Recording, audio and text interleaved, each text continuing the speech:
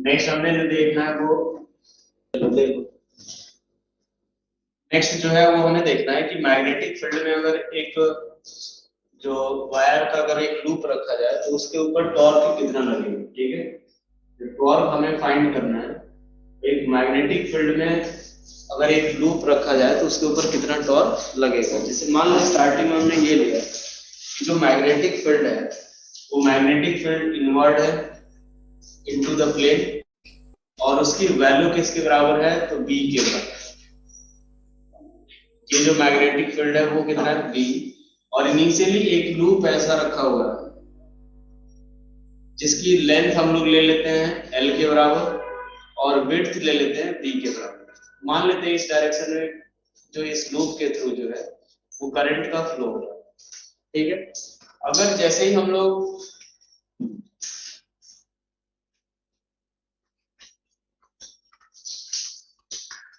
चलो यहां देखो, जैसे ही अगर हम लोग यहां से अगर इसको थीटा एंगल पे टिल्ट करते हैं, ये पहले जो ये magnetic field into the plane है और ऐसे एक लूप रखा हुआ है। अब हमने क्या किया, इस लूप को ऐसे थीटा एंगल से टिल्ट कर देंगे। तो जैसे ही अगर हम थीटा एंगल से टिल्ट करेंगे तो ये कुछ इस तरीके का बनेगा। और एक बात देखो, ये थीटा एंगल से हमारा ऐसे टिल्ट हो गया, ये जो एंगल है वो किसके बराबर थीटा के बराबर। थोड़ा सा बड़ा मैंने बना दिया ताकि अपने को दिखाई दे। यहाँ पे जो करंट जो फ्लो हो रहा होगा वो इधर की तरफ, यहाँ से करंट ऐसे और यहाँ से इस तरह से करंट फ्लो हो रहा होगा। तो अगर हम इस वाले लूप वायर पे बात करें ए बी सी डी, अगर ए बी के ऊपर बात करें तो मैग्नेटिक फील्ड अंदर की तरफ है और ये थीटा एंगल ऐसे टिल्ट हुआ है। तो अभी भी अगर देखेंगे तो यहाँ ये अगर करंट कैरिंग वायर इधर की तरफ है, ये वायर में जो करंट फ्लो हो रहा है वो आगे की तरफ और मैग्नेटिक फील्ड अंदर की तरफ, तो एंगल इनके बीच का कितना होगा 90 डिग्री। अभी जैसे मान लो ऐसे है तो अभी भी टिल्ट हुआ तो ये मैग्नेटिक फील्ड इधर की तरफ है, सॉरी मैग्नेटिक फील्ड इधर की तरफ है और करंट कैरिंग वायर इधर की तरफ, जो थीटा होगा वो कितना होगा 90। थीटा 90 होगा तो इसके ऊपर अगर फोर्स देखें तो force on A B wire अगर हम लोग देखें, force on A B wire, तो जो ए बी वायर के ऊपर जो फोर्स लगेगा वो किसके बराबर तो आई इंटू एल क्रॉस बी के बराबर ये लगेगा जो फोर्स लगता है। अब यहां से अगर देखें तो एल और बी के बीच का जो एंगल है वो थीटा इक्वल्स टू कितना है 90 डिग्री। अब हम लोग फोर्स F कैलकुलेट करें तो I इंटू एल इंटू कितना आएगा B के बराबर। एक मिनट, ये जो लेंथ है वो किसके बराबर B है, तो ये स्मॉल b और इंटू कितना आएगा कैपिटल। ये हमारा होगा मैग्नेटिक फोर्स। ये करंट का डायरेक्शन इधर की तरफ है और मैग्नेटिक फील्ड इधर की तरफ। कौन सा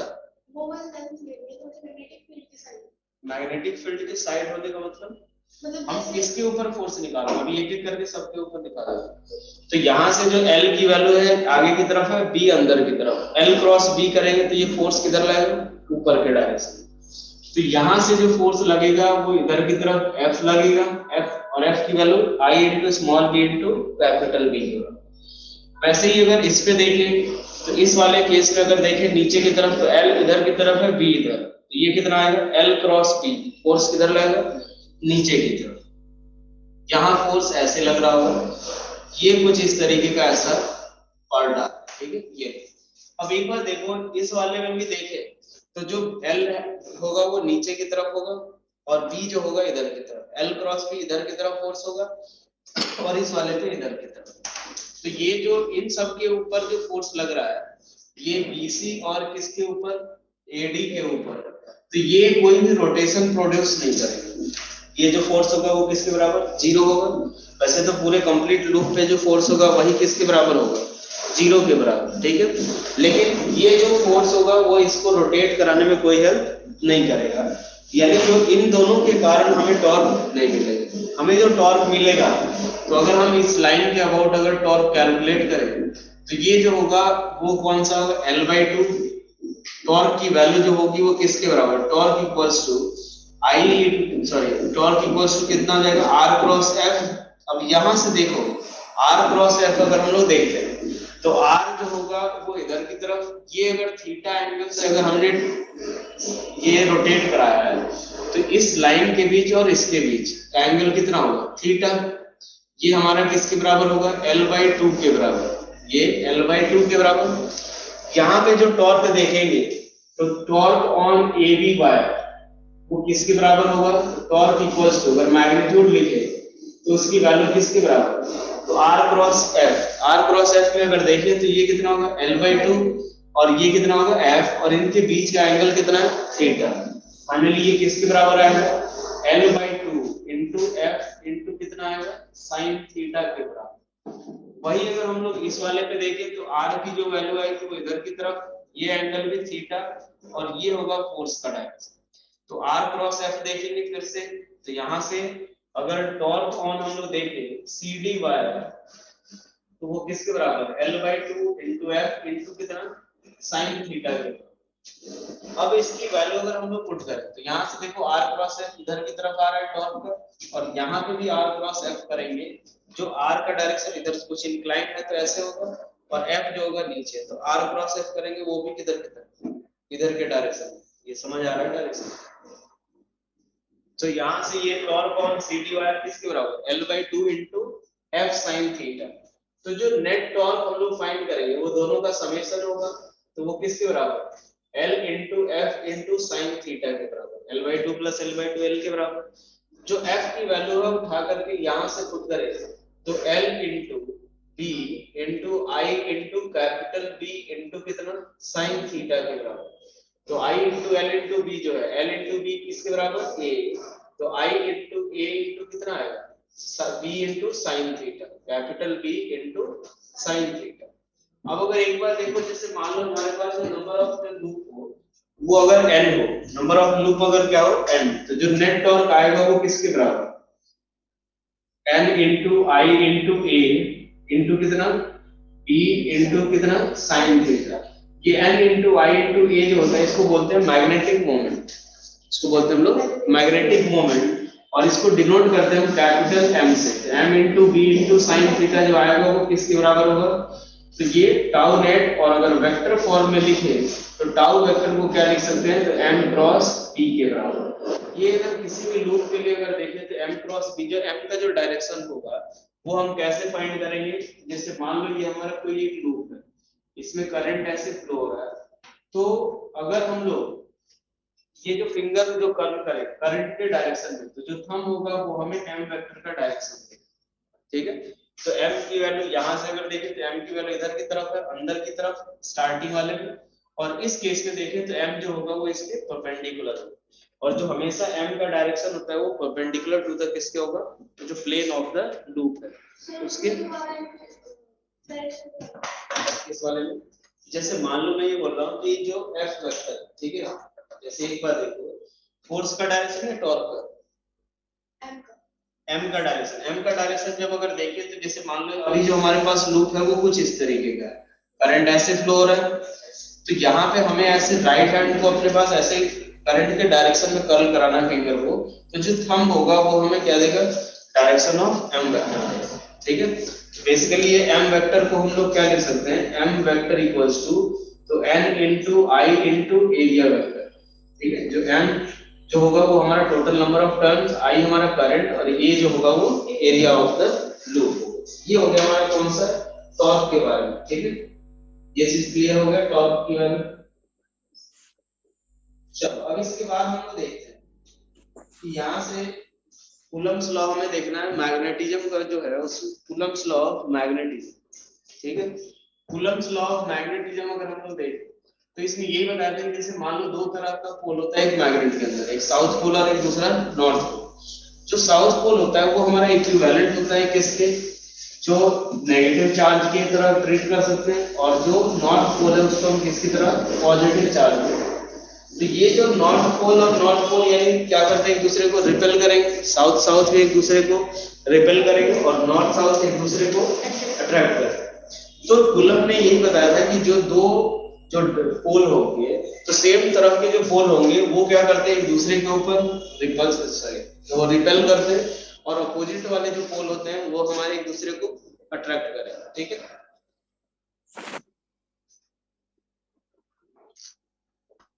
अपोजिट वाले जो पोल होंगे वो एक दूसरे को अट्रैक्ट करेंगे, और इनके बीच का जो फोर्स होता है वो दोनों का जो पोल स्ट्रेंथ होता है उसके प्रोडक्ट के प्रोपोर्शनल होता है, और इनवर्सली प्रोपोर्शनल होता है उनके बीच के डिस्टेंस के स्क्वायर।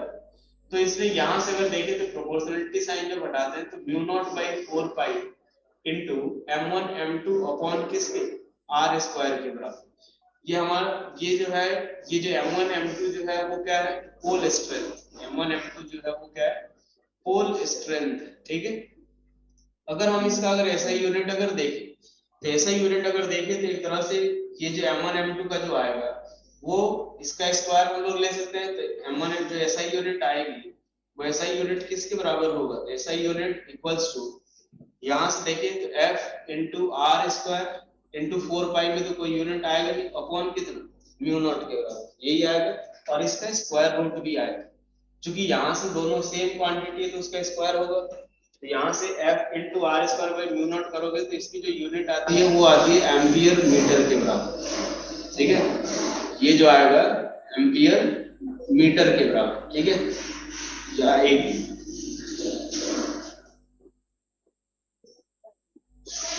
ये एम्पियर मीटर है। अब एक बार देखो, अब हमें क्या करना है कि मैग्नेटिक फील्ड कैलकुलेट करना है एक बार मैग्नेट के कारण। ठीक है, तो एक बार मैग्नेट के कारण अगर हम मैग्नेटिक फील्ड कैलकुलेट करें तो पहले उससे पहले इसे देखो कि अगर हम किसी मैग्नेट का अगर डाइपोल मोमेंट अगर हम कैलकुलेट करना चाहते हैं, मैग्नेट का डाइपोल मोमेंट, तो जो डाइपोल मोमेंट आएगा वो उसकी वैल्यू क्या होती है, जैसे मान लो हम लोग इलेक्ट्रिक डाइपोल जैसे पढ़ते हैं वैसे ही क्या होता है कि मैग्नेट में भी क्या होता है, दो अलग अलग नेचर के पोल होते हैं। एक साउथ नॉर्थ वाले को क्या मानते हैं, पॉजिटिव, और साउथ वाले को नेगेटिव। अगर इसकी जो पोल स्ट्रेंथ है वो हमने ले ली प्लस एम और माइनस एम, और इसकी लेंथ किसके बराबर है, 12 के बराबर, तो इसका जो डाइपोल मोमेंट होता है वो किसके बराबर, m इक्वल्स टू आएगा small m into 2l vector, यानी बेसिकली ये 2l क्या है, तो distance between the two poles. ठीक है, m इनटू कितना आएगा 2l, और जो इसका डायरेक्शन होगा, जो डायरेक्शन होगा वो किसके बराबर होगा, तो कहां से कहां तक, तो माइनस m से किधर की तरफ होगा, प्लस m की तरफ, या फिर ऐसे बोल दो कि साउथ पोल से किधर की तरफ, साउथ टू नॉर्थ पोल। अब यहां से भी देख सकते हैं तो जो मैग्नेटिक मोमेंट का जो मैग्नेटिक मोमेंट का जो ऐसा यूनिट होगा वो क्या होगा, इसका एम्पियर मीटर है और इसका मीटर, तो कितना आएगा एम्पियर मीटर इसका। इसके कारण अगर मैग्नेटिक फील्ड अगर देखें कि एक जो पोल स्ट्रेंथ जिसका हम लोग जिसकी वैल्यू ले रहे हैं स्मॉल एल, उसके कारण अगर हम लोग r डिस्टेंस पे अगर मैग्नेटिक फील्ड कैलकुलेट करें तो जो b की वैल्यू आती है वो आती है mu naught by 4 pi into m upon कितना r स्क्वायर के बराबर। ये हमारा क्या होता है, मैग्नेटिक फील्ड जो होता है पोल के कारण किसी r डिस्टेंस को। अब मान लो अगर हमें कैलकुलेट करना है कि एक बार मैग्नेट जो है उसमें दो पोल होंगे, अब ये हमने ले लिया प्लस m और ये हमने ले लिया कौन सा माइनस। ठीक है, अब यहां से इसके कारण, या फिर इसको माइनस m ले लो इसको प्लस, इसकी लेंथ हम लोग ले लेते हैं 2l, और यहां से r डिस्टेंस के या इसके सेंटर से हम लोग ले लेते हैं r डिस्टेंस के, अगर हमें मैग्नेटिक फील्ड इंटेंसिटी कैलकुलेट करना है तो इस पॉजिटिव के कारण किधर की तरफ होगा, अवे, और नेगेटिव के कारण किधर की तरफ होगा, टुवर्ड्स द ये पोल। तो ये कौन सा है, b due to minus m, और ये कौन सा है, b ड्यू टू प्लस। ये जो डिस्टेंस है वो दे रखा है किसके बराबर, r के बराबर। तो यहाँ से b प्लस की जो वैल्यू आएगी वो किसके बराबर, तो mu naught by 4 pi into कितना m अपॉन कितना, ये r माइनस l का स्क्वायर, और जो b नेगेटिव होगा वो किसके बराबर, तो mu naught by 4 pi into m upon किसके, तो r प्लस l का होल स्क्वायर। यहां से अगर हम net magnetic field intensity calculate करें तो जो b नेट की जो वैल्यू आएगी वो किसके बराबर, तो कौन सा डोमिनेट करेगा, m तो दोनों के लिए सेम है, ये कांस्टेंट है, r माइनस l ये कम है तो ये वाला क्या होगा ज्यादा, तो क्या आएगा b प्लस माइनस ऑफ कौन सा d माइनस, तो इसकी वैल्यू आएगी तो देखो mu naught into m by 4 पाई, ये तो कॉमन ही ले लो, बचेगा कितना, तो 1 बाई r माइनस l का होल स्क्वायर और minus 1 by r plus l का होल स्क्वायर। इसकी वैल्यू अगर देखें तो कितना आएगा, mu naught into m by 4 pi into, ये सॉल्व करेंगे तो किसके बराबर आएगा? तो यहाँ से देखो r प्लस एल का होल स्क्वायर यानी R square plus L square plus 2rl minus ये किसके बराबर? तो माइनस साइन के साथ क्या आएगा? R square minus L square और प्लस 2rl अपॉन में कितना आ जाएगा? तो नीचे अगर देखें तो नीचे ये दोनों मल्टीप्लाई हो जाएंगे, तो r माइनस एल का होल स्क्वायर और इनटू r प्लस एल का होल स्क्वायर, ये पूरा कैंसिल आउट हो जाएगा। और यहाँ से हम देखेंगे तो b इक्वल्स टू जो आएगा वो किसके बराबर? तो mu naught into m upon 4 pi into कितना? 4rl अपॉन किसके? r माइनस एल का whole square into r plus L का होल स्क्वायर। ये जो m इनटू अगर देखेंगे तो इनके बीच का डिस्टेंस कितना? 12, इनके बीच का डिस्टेंस 12 है, तो m इनटू 12 जो होगा ये लिख लेते हैं mu naught by 4 pi into 2 into क्या लिखेंगे? r, और ये आ जाएगा m इनटू 12 जो आएगा वो किसके बराबर? तो डाइपोल मोमेंट, तो मैग्नेटिक डाइपोल मोमेंट अपॉन ये क्या आ जाएगा? r प्लस एल का होल स्क्वायर और इनटू r माइनस एल का होल स्क्वायर। m इनटू 12 को हम क्या लिख सकते हैं? कैपिटल M, कैपिटल M अगर लिखे हम लोग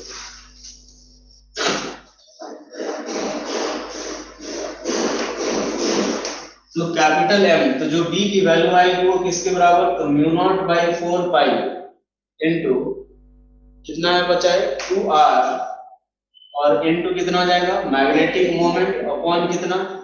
r माइनस एल का होल स्क्वायर और इनटू r प्लस एल का होल स्क्वायर। अगर मान लो कि हमारे पास जो मैग्नेटिक डाइपोल मोमेंट वो स्मॉल है यानी l जो है वो वेरी वेरी लेस देन किससे हो? r से, तो r माइनस एल जो है वो लगभग किसके बराबर? r, और r प्लस एल भी लगभग किसके बराबर? r, तो ये कितना आ जाएगा? r की पावर 4, तो जो b की वैल्यू आएगी वो कितना आएगा? तो mu naught by 4 pi into 2m upon कितना आ जाएगा? r क्यूब आ जाएगा। ये होगा मैग्नेटिक डाइपोल के कारण, ठीक है, ये मैग्नेटिक डाइपोल के कारण एक्सियल पोजीशन पे मैग्नेटिक फील्ड।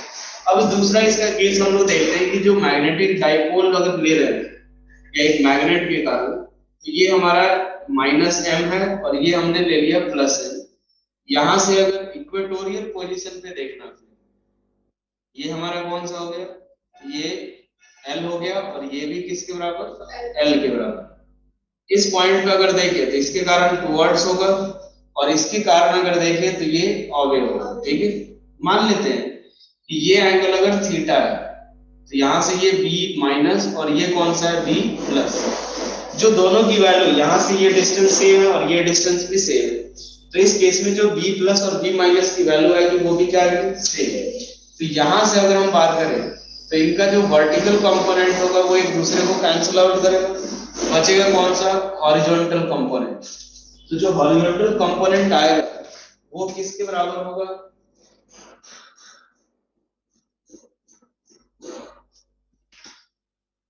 ध्यान से देखो, अगर ये थीटा है तो ये एंगल भी किसके बराबर? थीटा, और ये अगर थीटा है तो ये भी किसके बराबर होगा? ये भी थीटा होगा, क्योंकि ये और ये सेम है तो उनके सामने का एंगल सेम होगा। ये भी किसके बराबर? थीटा के बराबर। ये देख सकते हैं इसी लाइन पे लॉन्ग है और ये पैरेलल है, तो ये भी थीटा होगा और ये भी कितना? थीटा। तो जो बी नेट की वैल्यू आएगी तो बी नेट इक्वल्स टू आएगा 2b इनटू cos थीटा के बराबर। 2b इनटू cos थीटा यानी 2b, मान लो ये वाला कितना है? z के बराबर। तो इसके कारण जो मैग्नेटिक फील्ड आएगा वो किसके बराबर? तो mu naught by 4 pi into कितना? तो m अपॉन किसके बराबर? आर स्क्वायर यानी जो कि जेड स्क्वायर के बराबर, और cos थीटा इक्वल्स टू क्या लिखेंगे? बेस अपॉन हाइपोटेनस यानी l अपॉन किसके? जेड के बराबर। ये जो वैल्यू आएगी 2 mu naught by 4 pi into ये कितना आएगा? m into l। एक काम करते हैं, इसको क्या लिख लेते हैं? m इनटू 2l अपॉन में कितना? z क्यूब, और z की वैल्यू किसके बराबर? तो यहां से अगर हम लोग मान लेते हैं ये डिस्टेंस a के बराबर है, तो जो z आएगा वो किसके बराबर? तो l square plus a square और टू द पावर किसकी? 3/2 के। यहां से अगर हम लोग देखें तो जो वैल्यू आएगी तो ये equals to b net equals to किसके बराबर? तो mu naught by 4 pi into m into 12 जो आएगा वो capital M upon L square plus A square to the power 3/2। अगर मान लो L जो है वो very very less than A, तो उस केस में L square plus A square तो होगा, तो किसके बराबर ए स्क्वायर के। ये जो वैल्यू है, हाँ बोलो, तो b की वैल्यू किसके बराबर, तो mu naught by 4 pi into capital M upon कितना a क्यूब के बराबर ये आए। यहां से अगर देखें तो बस यहाँ 2m बाई आर क्यूब होता है, वही r डिस्टेंस पे निकाले तो कितना m अपॉन किसके आएगा r क्यूब। ये चीज ध्यान रखना है, एक्सियल पोजीशन पे 2 टाइम्स होता है, अदरवाइज जो इक्वेटोरियल पोजीशन बोलते हैं वहां पे कितना होगा एक ही। जो इलेक्ट्रिक डाइपोल का है वो भी जो आएगा इलेक्ट्रोस्टैटिक्स में एग्जैक्टली सेम कैलकुलेशन, ठीक है। तो अब ये वाला जो डेरिवेशन है वहां पे मैं नहीं कराऊंगा, फिर बाकी जैसे यहाँ पे q और माइनस q है, वहां पे उसकी जगह पे क्या हो जाएगा प्लस m, सॉरी यहाँ पे माइनस m प्लस m है तो वहां पे क्या हो जाएगा प्लस q माइनस q। बाकी सारा जो डेरिवेशन होगा वो क्या रहेगा सेम ही है, ठीक है।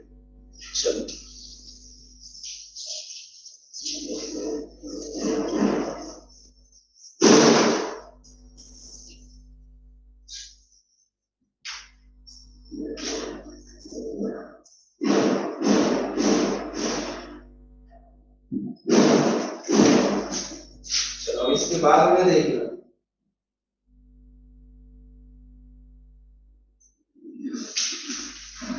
जो फोर्स या टॉर्क अगर हम लोग देखेंगे, अगर एक डाइपोल मोमेंट जो है वो अगर प्लेस किया गया है यूनिफॉर्म मैग्नेटिक फील्ड तो उसके कारण कितना फोर्स और टॉर्क लगेगा। तो force on magnetic dipole moment या magnetic dipole in magnetic field, magnetic dipole in magnetic field, uniform magnetic field में हमने एक डाइपोल रखा है यहां से कुछ इस तरीके का, यहाँ जो मैग्नेटिक फील्ड है वो P है और जो जो डाइपोल है वो कुछ इस तरीके, उसका डायरेक्शन कुछ ऐसा है। मान लो ये हमने लिया माइनस है और यहाँ पे ले लिया हमने कौन सा प्लस है, तो जो इसके ऊपर फोर्स लगेगा तो F इक्वल्स टू किसके बराबर होगा, तो M इंटू कितना B वेक्टर, जो फोर्स होगा मैग्नेटिक डाइपोल के ऊपर या मैग्नेटिक पोल के ऊपर वो F इक्वल्स टू किसके बराबर होगा M इंटू B। तो यहाँ जो मैग्नेटिक फील्ड फोर्स लगेगा वो इधर की तरफ लगेगा और यहाँ पे जो लगेगा वो पीछे की तरफ, ठीक है। जो F की वैल्यू आएगी ये लेंथ मान लेते हैं हम लोग कितना 12, ये वैल्यू एक F फोर्स लग रहा है और यहाँ पे भी F फोर्स लग रहा है, तो इस केस में जो F नेट आएगा डाइपोल पे वो किसके बराबर 0। तो मैग्नेटिक फोर्स जो रहेगा वो तो 0 रहेगा। हमें अब टॉर्क देखना है, इस वाले पॉइंट के अबाउट अगर टॉर्क देखें तो ये कितना आ जाएगा L के बराबर, और ये मान लेते हैं किसी थीटा एंगल पे है तो ये हमारा कौन सा हो गया R वेक्टर। तो जो टॉर्क अगर लिखेंगे वो किसके बराबर, R इधर की तरफ फोर्स इधर R क्रॉस है, यहाँ पे R इधर फोर्स इधर R क्रॉस है, ये भी अंदर की तरफ, दोनों टॉर्क जो होगा वो क्या होगा सेम। तो यहाँ से अगर हम लोग देखें तो जो टॉर्क लगेगा वो किसके बराबर, तो M इंटू जो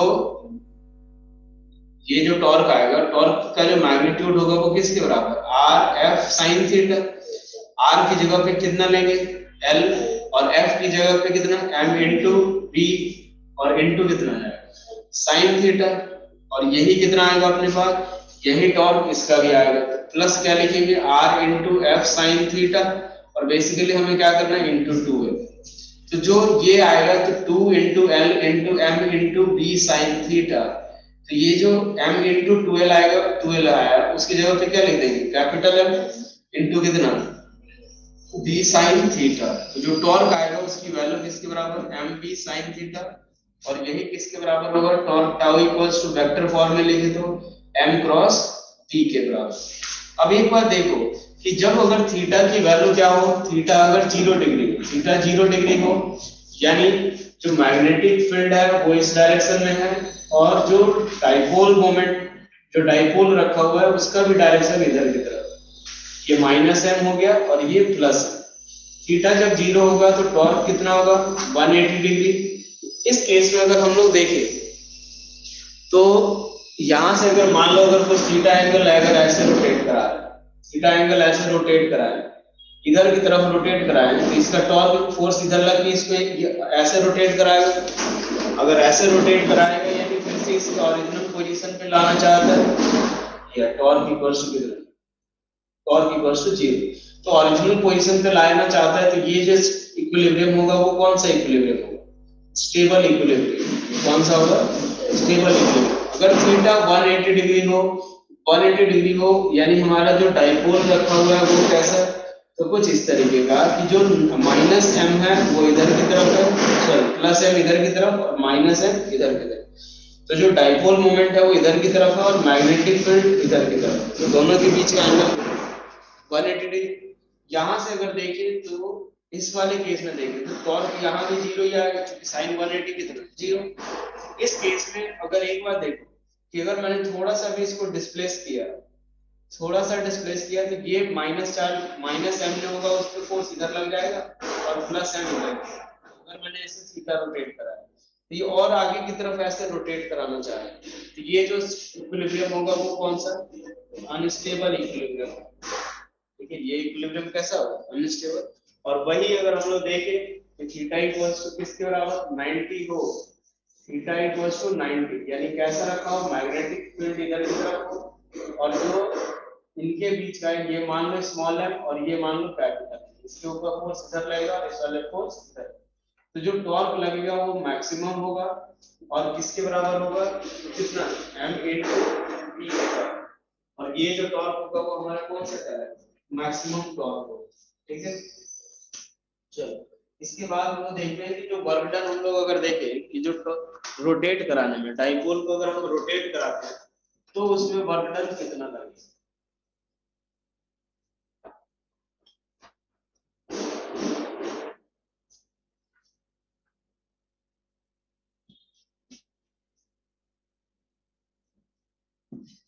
चलो यहां से जैसे मान लेते हैं ये हमारा कौन सा है, work done in rotating dipole, work done in rotating a dipole या मैग्नेटिक डाइपोल,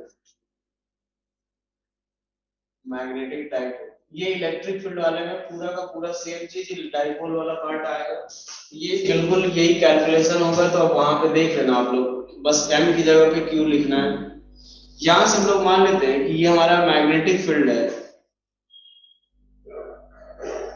और ये इधर की तरफ ऐसे है, ये माइनस एम है और ये कौन सा है, प्लस है।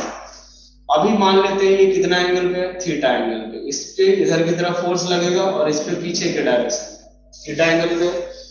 जो टॉर्क होगा वो किसके बराबर होगा, m into B into sine theta के बराबर। ठीक है, m into B into sine theta. अब अगर हम लोग यहाँ से देखें तो अगर मुझे वर्क डन निकालना होगा इस टॉर्क के कारण तो वर्क डन जो होगा वो डी डब्ल्यू इक्वल्स टू किसके बराबर, इंटीग्रेशन ऑफ क्या आएगा, टाउ इंटू डी थीटा। ठीक है, अब टाउ इंटू डी थीटा आएगा तो यहां से देख लेते हैं वो किसके बराबर, M B sine theta into D theta. और थीटा की लिमिट कहां से कहां तक, तो मान लेते हैं पहले थीटा 1 पे है, इनिशियल पोजीशन थीटा 1 है, बाद में पोजीशन कितना थीटा 2। तो ये किसके बराबर आएगा, थीटा 1 से थीटा 2 तक रोटेट करा। ये टॉर्क ऐसे है, डी थीटा भी हम लोग इधर ही ले रहे हैं तो थीटा यहाँ पे हम लोग क्या ले लेते हैं 0 डिग्री। यहां से अगर देखें तो m इंटू बी इंटू कितना आएगा, साइन का माइनस कॉस, कॉस थीटा होगा और थीटा 2 से लेकर के कहां तक, थीटा 1 तक। मैंने लिमिट इन्वर्स कर दिया उस माइनस साइन के साथ। तो यहां से जो dw आएगा वर्क डन इक्वल्स टू किसके बराबर, m into B into cos theta 1 minus किसके, कॉस थीटा 2 के बराबर। ये हमारा क्या होगा, वर्क डन इन रोटेटिंग और डाइपोल या मैग्नेटिक डाइपोल है मैग्नेटिक। ठीक है, अब इसके बाद हमें जो देखना है कि मैग्नेटिक फील्ड लाइंस के बारे में देखना। ठीक है, मैग्नेटिक फील्ड लाइंस बेसिकली है क्या, ये ऐसी इमेजिनरी लाइंस होती है मैग्नेटिक फील्ड लाइंस। ठीक है, ये जैसे मान लो हर एक मैग्नेट हमने देखा कि एक मैग्नेट जो है वो दूसरे मैग्नेट से कुछ दूरी से ही वो इंटरेक्ट करना शुरू कर देता है। ठीक है, तो वो इसीलिए कर पाता है क्योंकि वो अपने से कुछ लाइंस प्रोड्यूस करते हैं। जैसे ही एक मैग्नेट की लाइन जो है वो दूसरे मैग्नेट की लाइन के साथ इंटरेक्ट होगा तब जाकर के वो दोनों एक दूसरे पे फोर्स एक्सर्ट करते हैं। ठीक है, जैसे ग्रेविटेशनल वाले केस में देखा था वैसे ही मैग्नेट भी लाइंस प्रोड्यूस करते हैं। ठीक है, तो ये हम लोग क्या बोलेंगे कि मैग्नेटिक फील्ड लाइंस क्या होगा कि एक ऐसी इमेजिनरी लाइंस जिसका टेंजेंट जो होगा वो हमें क्या देगा, तो direction of net magnetic field देगा उस पर्टिकुलर पॉइंट पे, ठीक है। जो नेट मैग्नेटिक फील्ड होगा, जो भी अगर आपके पास फील्ड लाइंस अगर दिया हुआ है तो उस फील्ड लाइंस के ऊपर अगर आपने टेंजेंट ड्रॉ किया तो वो जो टेंजेंट होगा वो हमें क्या देगा कि direction of net magnetic field, ठीक है। पहली चीज ये होगी, ध्यान रखना मैग्नेटिक फील्ड लाइंस को हम लाइंस ऑफ फोर्स नहीं बोल सकते, क्योंकि जो फोर्स जो लगता है वो इसके परपेंडिकुलर डायरेक्शन में लगता है, ठीक है। इसके डायरेक्शन, इसके अलोंग फोर्स नहीं लग रहे, इसलिए हम इसको मैग्नेटिक लाइंस ऑफ फोर्स नहीं बोल सकते। दूसरा, जो अगर एक हम डाइपोल की बात करें या मैग्नेट की बात करें तो ये नॉर्थ हो गया और ये साउथ हो गया, तो जो इनसाइड द मैग्नेट होता है, मैग्नेट के अंदर जो मैग्नेटिक फील्ड होगा वो किधर की, साउथ से नॉर्थ की तरफ होगा, और बाहर वाले पॉइंट पे अगर देखें तो नॉर्थ से किधर की तरफ होगा, साउथ की तरफ। यहां से देखें तो ये इधर की तरफ ऐसे जा रहा होगा, ऐसे पूरा घूम के आएगा, ये ऐसे, ये अंदर की तरफ साउथ से नॉर्थ होगा, और बाहर वाले पॉइंट में देखें तो नॉर्थ से साउथ की तरफ, ठीक है। चलो, ये जो लाइंस होती है मैग्नेटिक लाइंस, वो क्या होगा, तो जो नॉर्थ पोल से बाहर निकलते हैं और साउथ पोल में एंटर होते हैं, ठीक है। यहाँ थर्ड पॉइंट देखिए, दो मैग्नेटिक फील्ड लाइंस एक दूसरे को इंटरसेक्ट नहीं कर सकते हैं, क्योंकि अगर मान लो वो दो मैग्नेटिक फील्ड लाइंस अगर इंटरसेक्ट कर लिए, तो मैंने क्या बताया था कि जो मैग्नेटिक फील्ड लाइंस के ऊपर जो टेंजेंट होगा वो हमें उस पर्टिकुलर पॉइंट पे नेट मैग्नेटिक फील्ड का डायरेक्शन शो कर रहा है।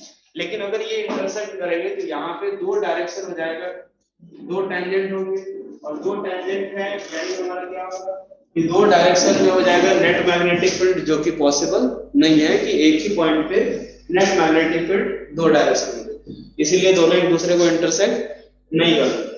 जो फील्ड लाइंस की डेंसिटी होती है वो बेसिकली हमें क्या बताएगा कि मैग्नेटिक फील्ड इंटेंसिटी शो कर रहा होगा। जैसे मान लो यहाँ पे अगर हम लोग देखें, जैसे पॉइंट बी हो गया और यहाँ पॉइंट सी देखें, तो जो डेंसिटी है वो बी पे ज्यादा है और सी पे कम है, तो बी पॉइंट पे जो मैग्नेटिक फील्ड इंटेंसिटी होगी वो ज्यादा होगी, और सी पॉइंट पे मैग्नेटिक फील्ड इंटेंसिटी कम होगी। नेक्स्ट, ये जो मैग्नेटिक फील्ड लाइंस है वो इस क्लोज कॉन्टिन्यूअस लूप एक फॉर्म कर सकते हैं। जैसे मान लो ये नॉर्थ से निकलते हुए यहाँ से पूरा साउथ, ये पूरा कंप्लीट लूप हमारा कवर करते हैं, ठीक है। ये हमारा हो गया मैग्नेटिक फील्ड लाइंस की प्रॉपर्टी। अब इसके बाद देखो,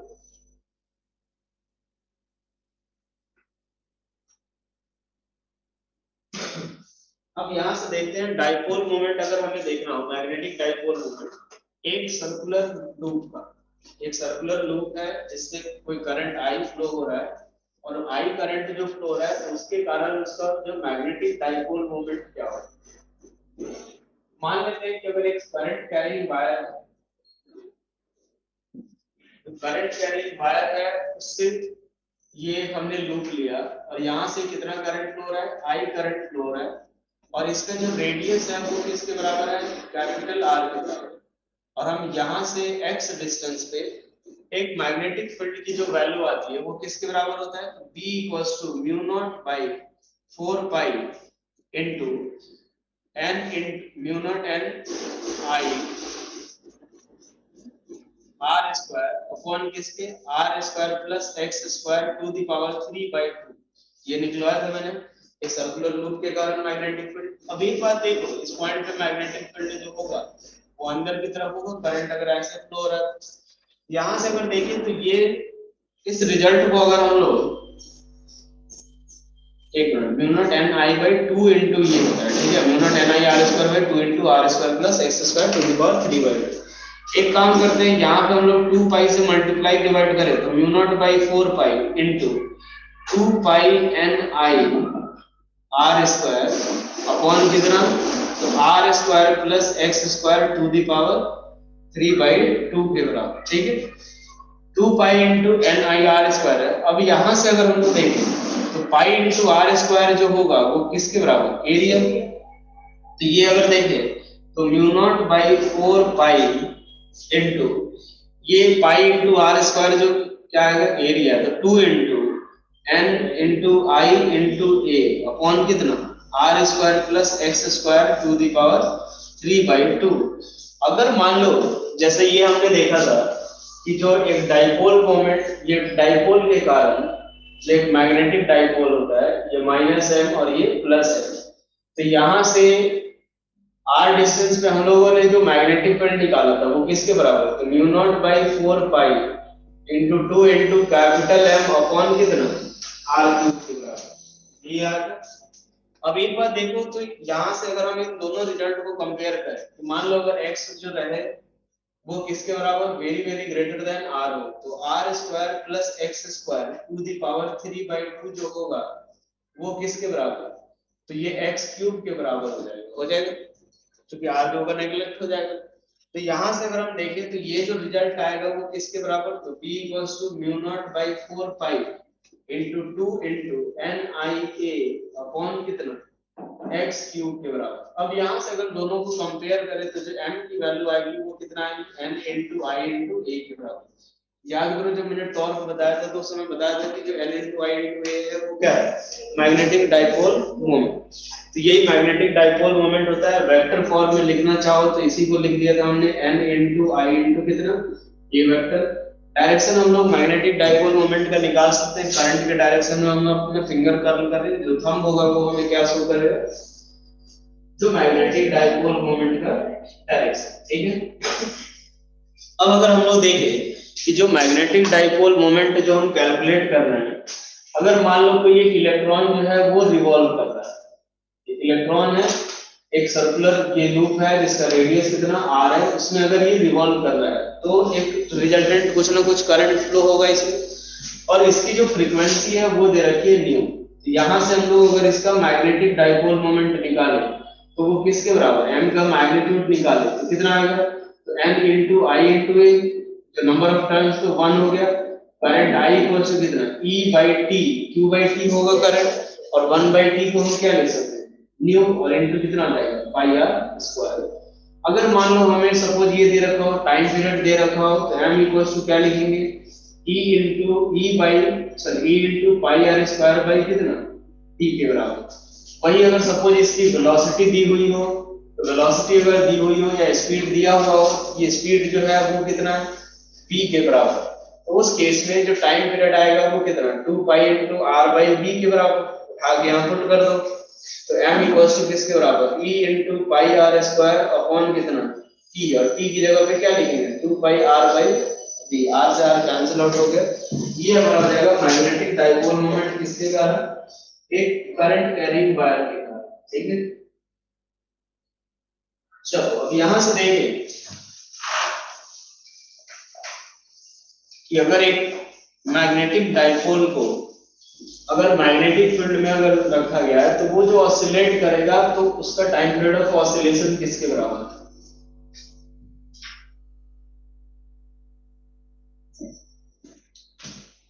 चलो यहां से देख लेते हैं। मान लो